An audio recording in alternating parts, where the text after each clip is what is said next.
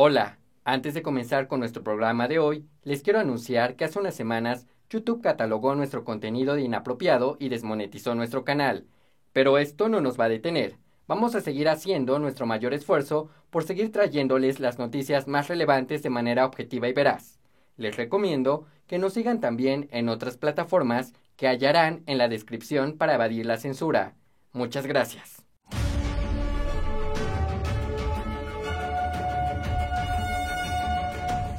¿Qué tal? Bienvenidos a NTD. Soy Eduardo Zompa y estas son las noticias de este jueves.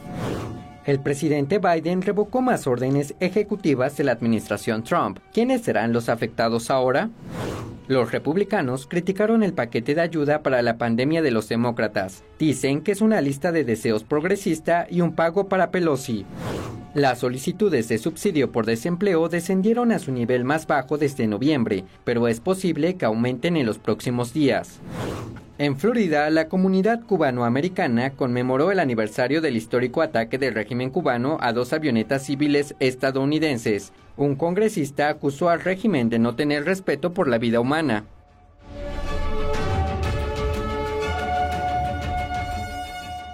En un movimiento que continúa revirtiendo las políticas de la era Trump, el presidente Biden canceló una serie de órdenes ejecutivas de la administración anterior. Tenemos más detalles sobre esta noticia. El miércoles, el presidente Biden dio marcha atrás a 7 órdenes ejecutivas emitidas por el presidente Trump entre 2017 y 2021. Veamos cuáles fueron algunas de las órdenes ejecutivas que revocó. Uno de los memorándums planteaba revisar la financiación federal para las ciudades que permitieran la anarquía, la violencia y la destrucción. Después de los disturbios tras la muerte de George Floyd, el memorando decía que a ciudades como Seattle, Portland y Nueva York se les podrían recortar sus fondos. Biden lo revirtió. Biden también recortó una orden ejecutiva de 2018 titulada Reducir la pobreza en Estados Unidos promoviendo la oportunidad y la movilidad económica. La orden de Trump ordenaba al gobierno reducir el gasto innecesario deshaciéndose de programas duplicados o ineficaces, dirigiendo la ayuda a personas con bajos ingresos y mejorando la independencia económica. Otra orden ejecutiva cancelada ordenaba a las agencias federales que modificaran las regulaciones que podrían afectar la recuperación económica por la pandemia, y se anuló otra orden que apuntaba a que se usara la arquitectura clásica para los edificios federales. Entre las 7 órdenes se encuentra una de las últimas órdenes ejecutivas de Trump que impedía a burócratas no electos establecer normas federales. La Casa Blanca no dio ninguna explicación sobre esta decisión en el informe de prensa oficial. El paquete de ayuda por la pandemia de casi $2 billones de Biden enfrenta desafíos, ya que los republicanos afirman que los demócratas no están dispuestos a comprometerse. Veamos los detalles. El paquete de ayuda por la pandemia de $1,9 billones de Biden se enfrenta a desafíos. Los demócratas dicen que el plan no es demasiado grande y debe aprobarse. Ahora los críticos dicen que el plan es demasiado grande. Permítanme hacerles una pregunta retórica. ¿Qué quieren que elimine? ¿Qué dejarían fuera? Los republicanos siempre se quejan por quejarse de cosas que ellos mismos hacen.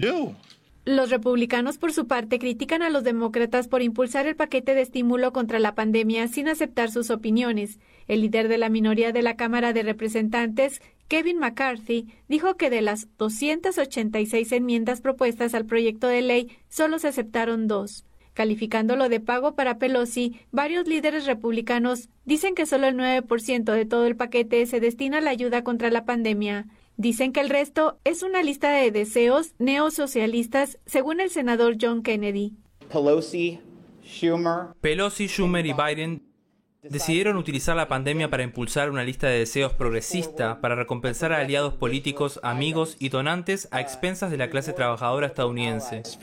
El líder de la minoría de la Cámara de Representantes dijo que una gran suma se destina a la construcción de túneles y puentes en California y Nueva York, que según él no están relacionados con la pandemia.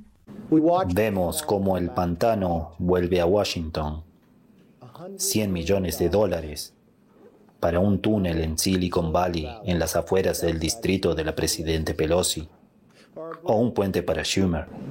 Un comunicado del representante Jim Banks informa sobre los problemas que tienen los republicanos con el paquete. Por ejemplo, El proyecto de ley es blando con China al permitir que los fondos vayan a las escuelas que se asocian con el régimen comunista, incluye fondos para el aborto y no permite que 2/3 de las escuelas utilicen los fondos para la pandemia hasta 2023.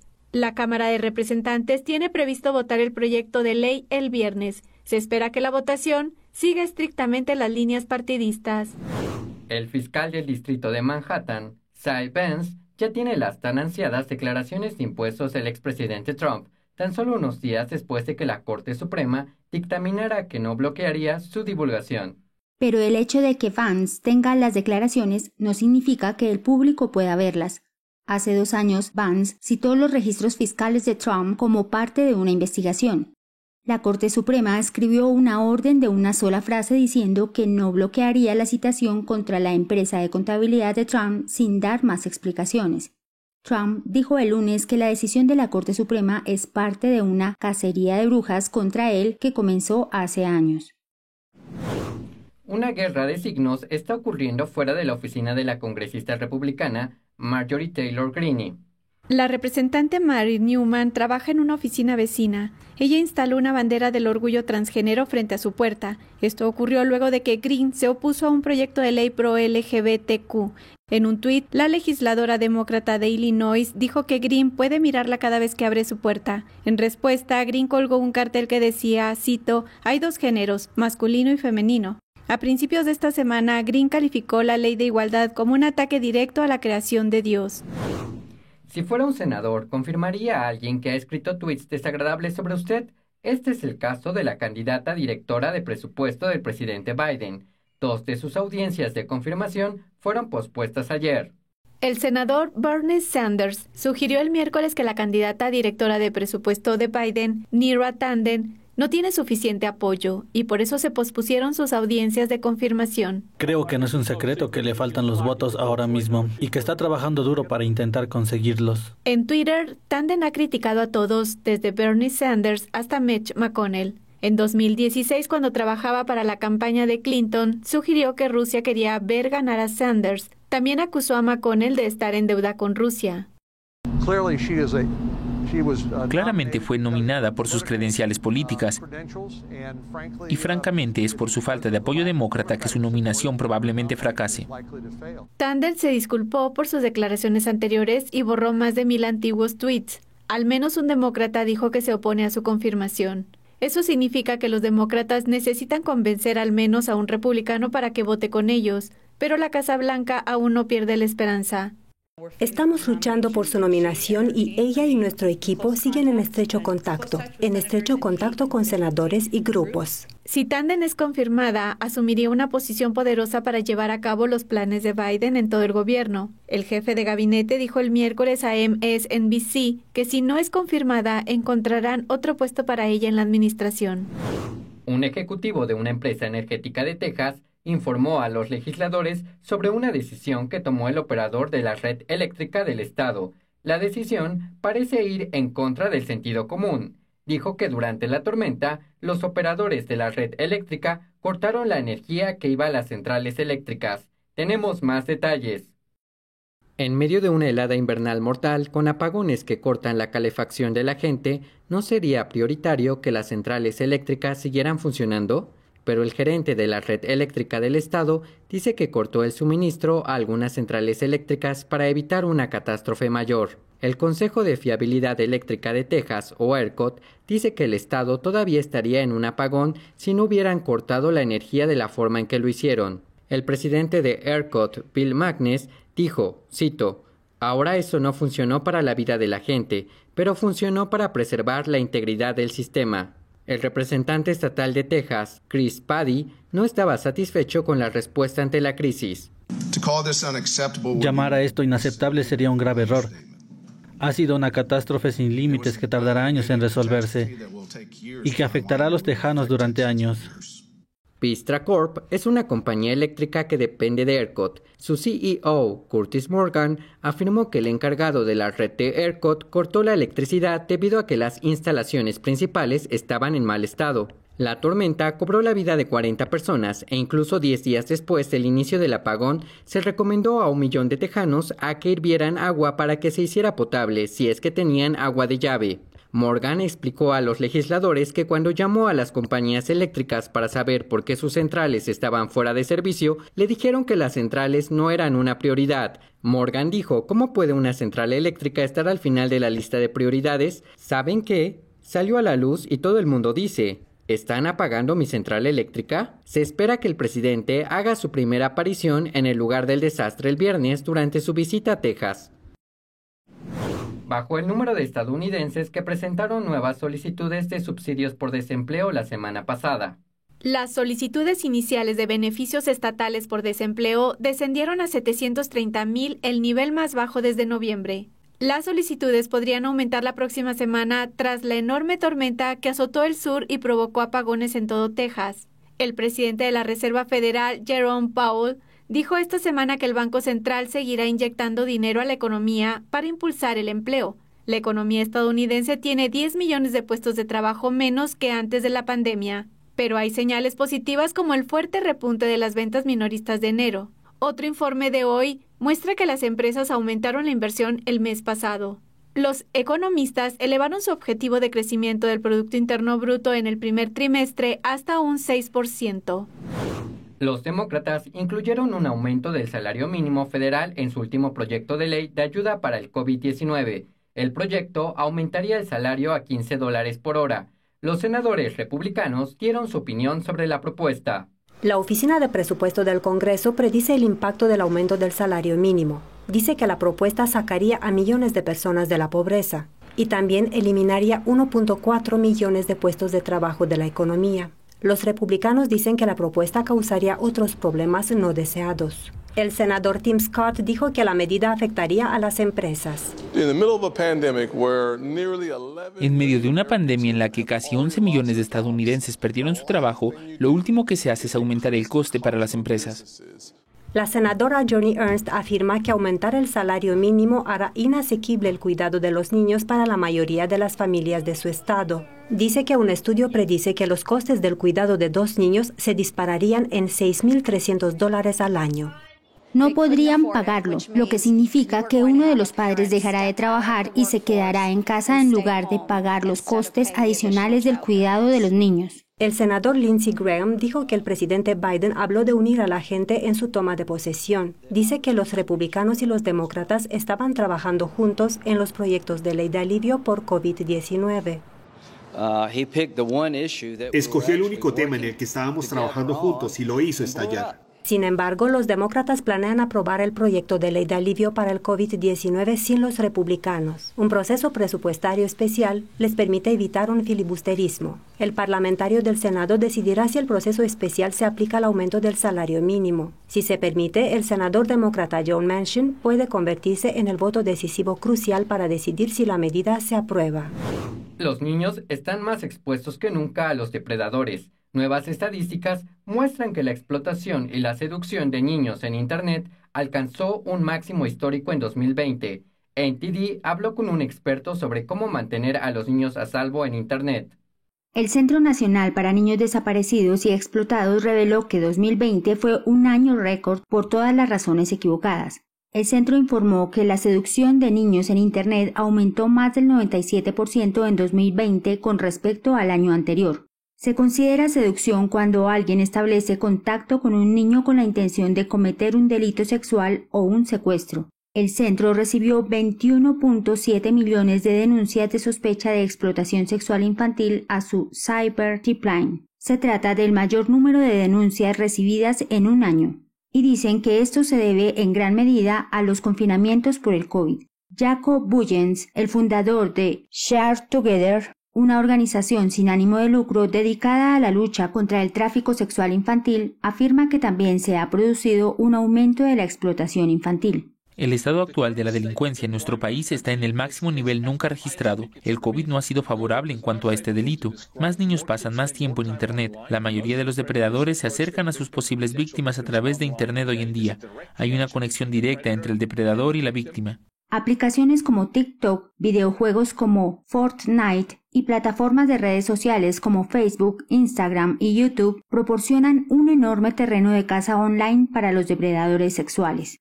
Los expertos y la policía dicen que algo que puede empezar como una charla aparentemente inofensiva entre desconocidos en Internet puede llevar a la sextorsión, al secuestro e incluso a la trata de personas. La sextorsión se produce cuando se incita a un niño a tomarse imágenes sexualmente explícitas, y cuando lo hacen, los delincuentes las utilizan para chantajearlos y obtener más contenido sexual o para obligarlos a realizar actos sexuales. Boyens afirma que hay niños víctimas de explotación en todas partes, y aunque los organismos no gubernamentales de Estados Unidos afirman que la edad media de las víctimas es de 11 a 14 años, todo niño de cualquier edad que se conecte a Internet está en peligro.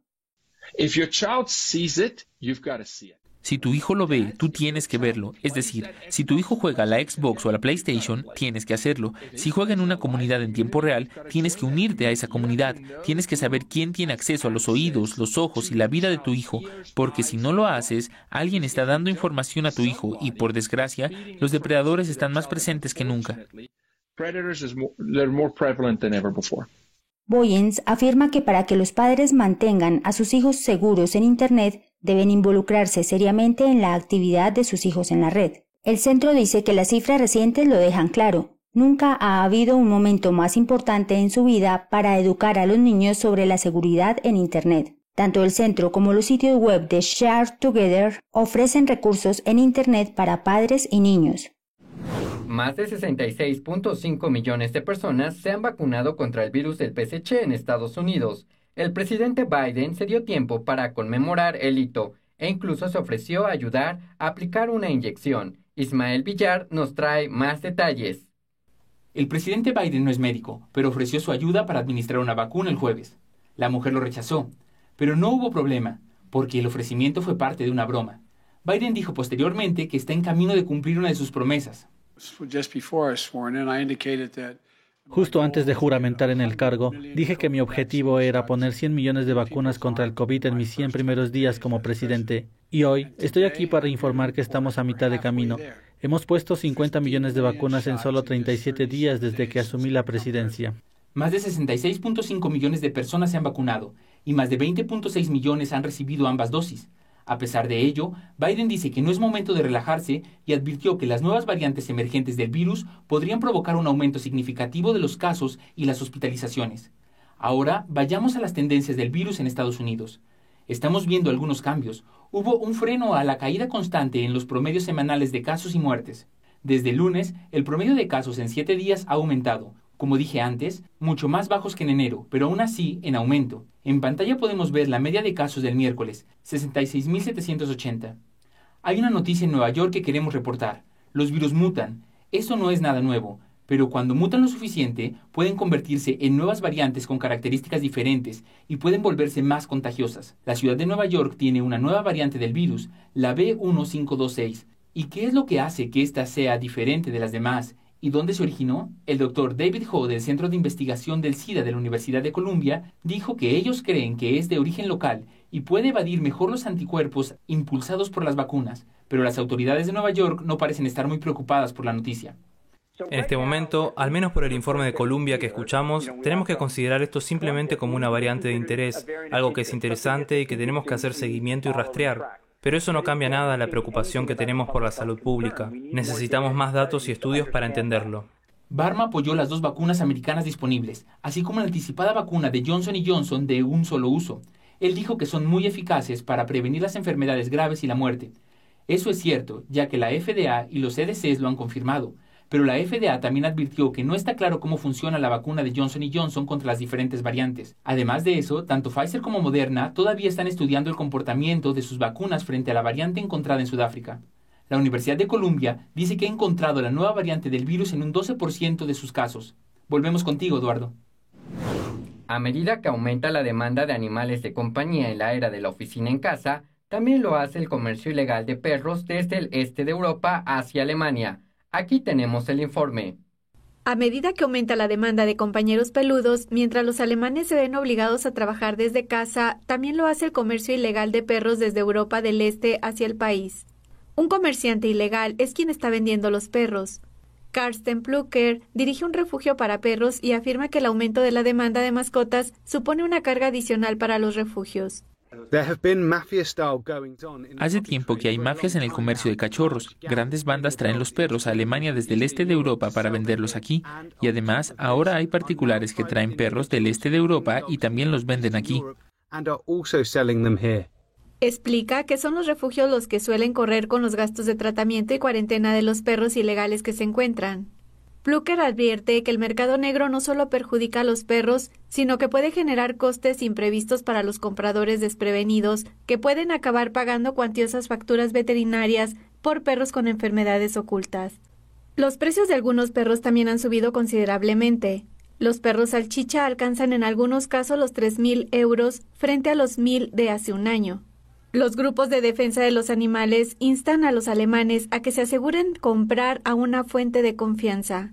También han hecho un llamado a ser conscientes de que un perro es para toda la vida, no solo para el confinamiento. La comunidad cubanoamericana conmemoró el 25º aniversario del ataque del régimen cubano a 2 avionetas civiles. Tenemos los detalles.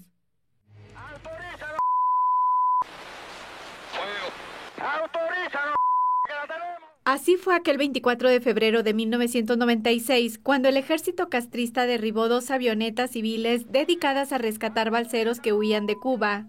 Políticos y miembros del exilio cubano conmemoraron el 25º aniversario de aquel fatídico ataque que acabó con la vida de 4 cubanoamericanos.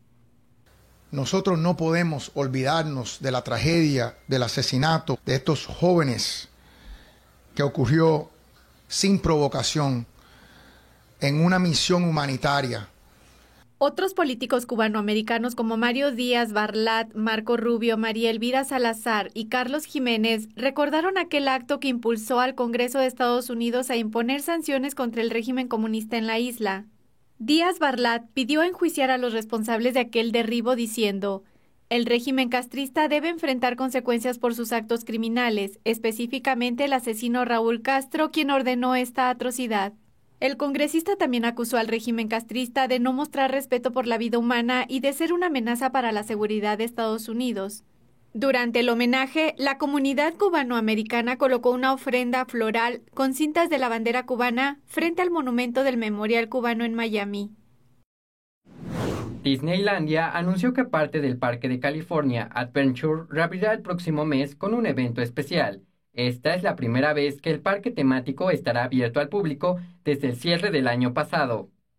Disneylandia tendrá una mini apertura el próximo mes. Los responsables del parque temático dieron a conocer los detalles el miércoles. El evento denominado A Touch of Disney comenzará en California Adventure el 18 de marzo con un aforo limitado. Ofrecerá a los fans de Disney la oportunidad de comprar en las tiendas y disfrutar de los restaurantes de Disneylandia. Algunos personajes de Disney también participarán en el evento, pero los visitantes no podrán hacerse selfies debido a los protocolos de la pandemia. El precio de la entrada es de $75, que incluye el aparcamiento y una tarjeta para comer por valor de $25. La venta de entradas comienza el 4 de marzo para las fechas seleccionadas del 18 de marzo al 5 de abril.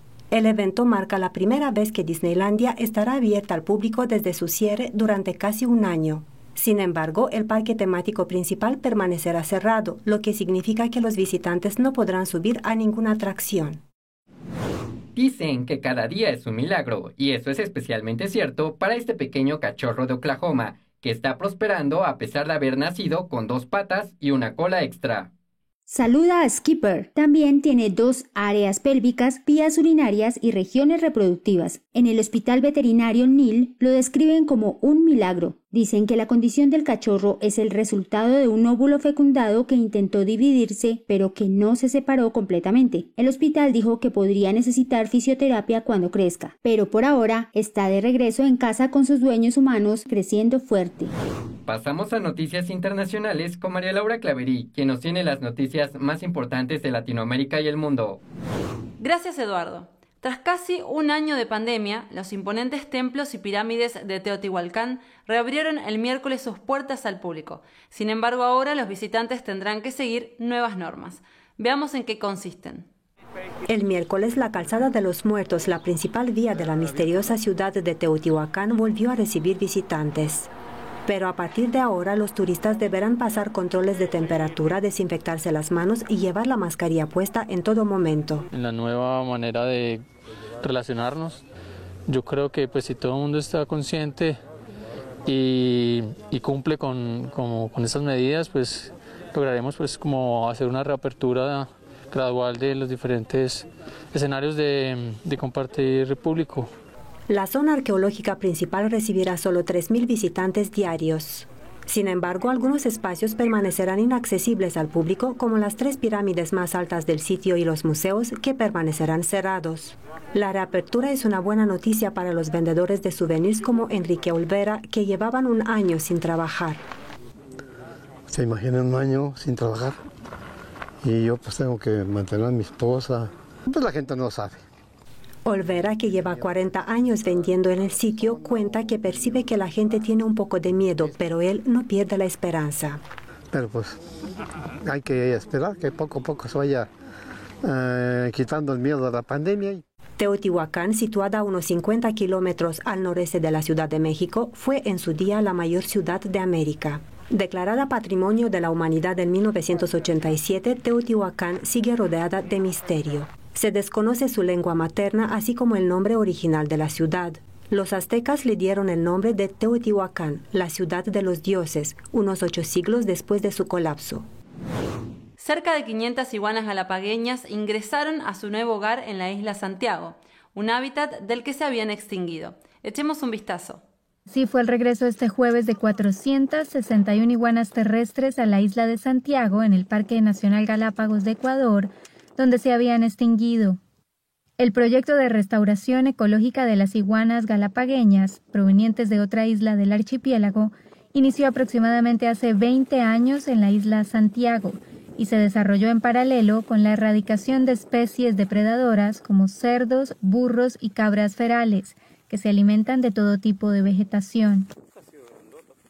Los reptiles de la especie Econolophus subcristatus fueron insertados por primera vez en enero de 2019 en la isla, y su adaptación ha beneficiado al ecosistema, donde también viven pinzones de Darwin, una colonia de focas, lobos marinos y flamencos, entre otras especies nativas.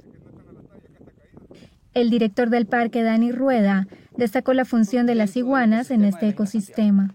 El rol que cumplen las iguanas terrestres es dispersar semillas. Son herbívoros que al consumir todas las especies vegetales dispersan semillas en el ecosistema y así logras restaurar la integridad ecológica de la isla Santiago.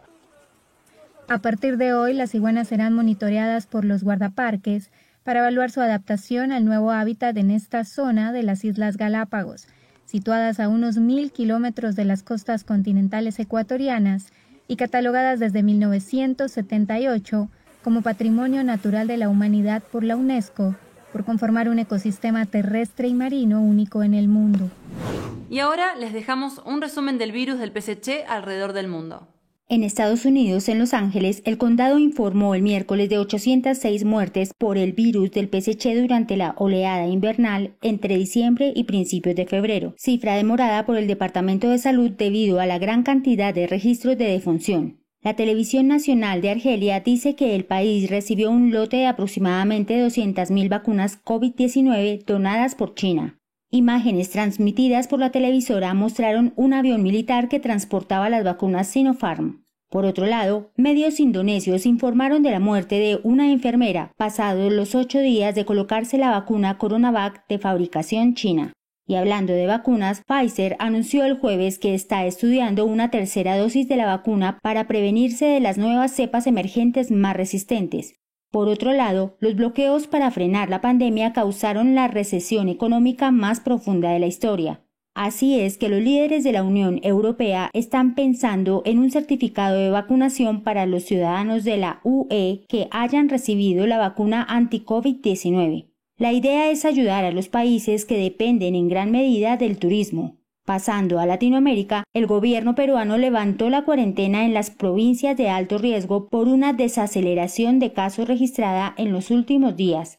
Pero la presidenta del Consejo de Ministros, Violeta Bermúdez, hizo algunas declaraciones. Habrá inmovilización social obligatoria y estricta solo por las noches y los días domingos. Y en Uruguay, el senador Juan Sartori presentó un proyecto de ley para evitar las vacunaciones VIP contra la COVID-19. Esto surge luego que se dieran a conocer los casos ocurridos en Argentina y Perú. Y en la isla de Sicilia, ubicada al sur de Italia, se encendieron las alertas por la erupción del volcán Etna.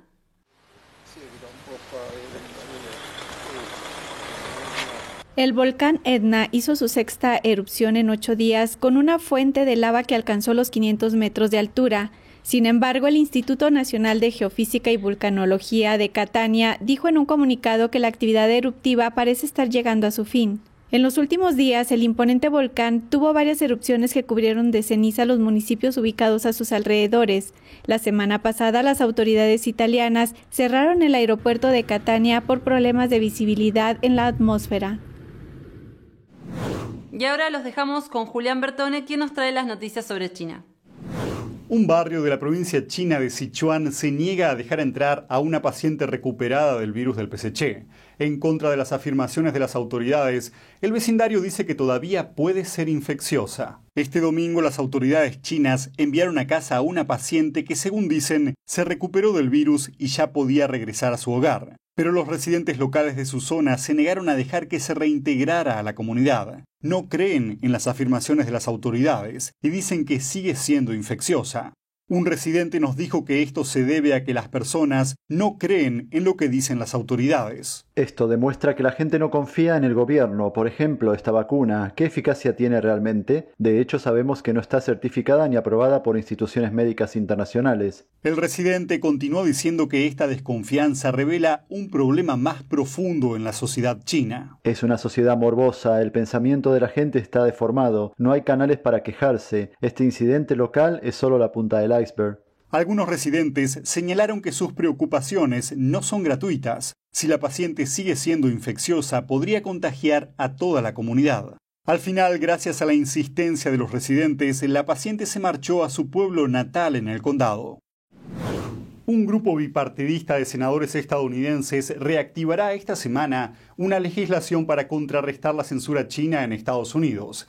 Dicen que el PSC coacciona a empresas estadounidenses para que adopten posturas favorables a Beijing. El senador demócrata Jeff Merkley lidera los esfuerzos para aprobar un proyecto de ley destinado a combatir la censura china. Dijo, y cito, «Debemos vigilar y abordar las repercusiones de la censura y la intimidación de China sobre los estadounidenses y nuestras empresas, de modo que podamos crear una estrategia para salvaguardar esta libertad fundamental y responsabilizar a quienes la suprimen y destruyen».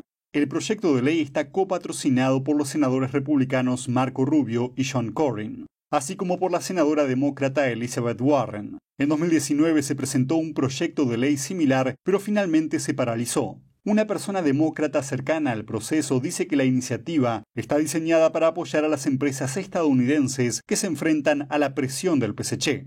El ex fiscal general William Barr dijo el año pasado que las empresas de Hollywood ceden rutinariamente a la presión y censuran películas para apaciguar al PSC. En 2019, los partidos de la Asociación Nacional de Baloncesto, o NBA, fueron sacados del aire en China. Esto se produjo después de un tuit del gerente de los Houston Rockets apoyando las protestas por la democracia en Hong Kong. Y en 2018, el PSC obligó a las aerolíneas y cadenas hoteleras mundiales a cambiar el lenguaje sobre Taiwán, para dar a entender que el país es parte de la China comunista. El proyecto de ley ordenaría al presidente la creación de un grupo de trabajo para supervisar y abordar la censura o la intimidación del PSC a los estadounidenses y a las empresas estadounidenses. Aunque están profundamente divididos en otros temas, los senadores del partido están encontrando un terreno común para oponerse al régimen chino. El líder de la mayoría del Senado, Chuck Schumer, también está dando instrucciones a los senadores para que elaboren un paquete de medidas para superar a China. Estas fueron las noticias de este jueves. Invitamos a toda nuestra audiencia a que se suscriban a nuestro nuevo canal de Rumble. Hallarán el enlace en la descripción de este vídeo. También los invitamos a suscribirse a nuestra lista de correo para así recibir nuestras novedades, en especial en caso de que debamos cambiar de plataforma. También hallarán el enlace en la descripción. Muchas gracias por acompañarnos, que tengan una feliz noche, nos vemos mañana.